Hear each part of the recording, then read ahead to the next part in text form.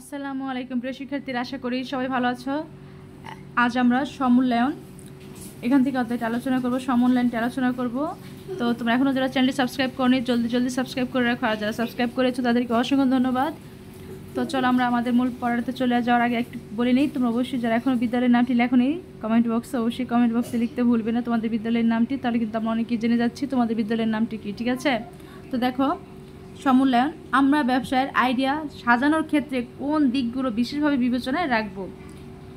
এক, আর্থিক পরিকল্পনার ক্ষেত্রে, প্রচার ও প্রসারণার ক্ষেত্রে, দেন হচ্ছে প্রচার ও প্রসারের ক্ষেত্রে, দেন হচ্ছে ক্রেতার সেবা প্রদানের ক্ষেত্রে, দেন হচ্ছে প্রবেশ ও স্বাস্থ্য সুরক্ষার ক্ষেত্রে।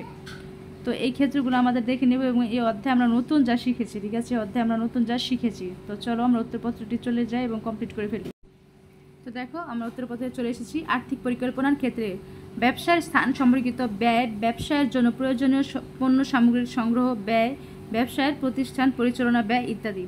প্রচার ও প্রসারের ক্ষেত্রে আকর্ষণীয় নাম ও লোগো দিব, বাজার বিশ্লেষণ করে পণ্য বাজারে আনব, সামাজিক মাধ্যমে পণ্যের গুণগত মান তুলে ধরব।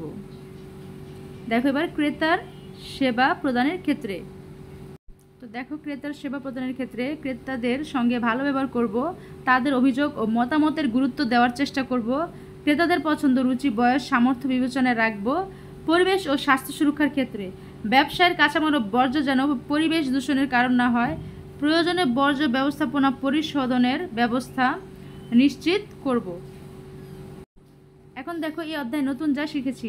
ক্ষুদ্র ব্যবসায় শুরু করার ধারাবাহিক ধাপ জেনেছি, সামাজিক সমস্যা চিহ্নিত করতে পেরেছি, সামাজিক সমস্যা সমাধানে উদ্ভাবনী আইডিয়া তৈরি, বিনিয়োগ ও বাস্তবায়ন করতে পেরেছি।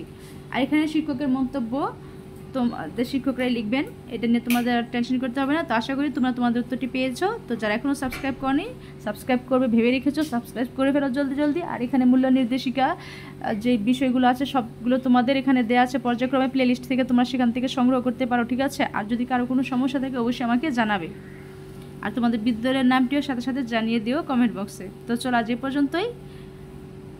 তো আমরা এতটুকু আমাদের কাজ কমপ্লিট করে ফেললাম। আমরা নেক্সট ক্লাসটি করব স্বপ্নের ক্যারিয়ার সাজাই। ঠিক আছে? এখান থেকে স্বপ্নের ক্যারিয়ার সাজাই, এখান থেকে আমরা নেক্সট ক্লাসটি করব।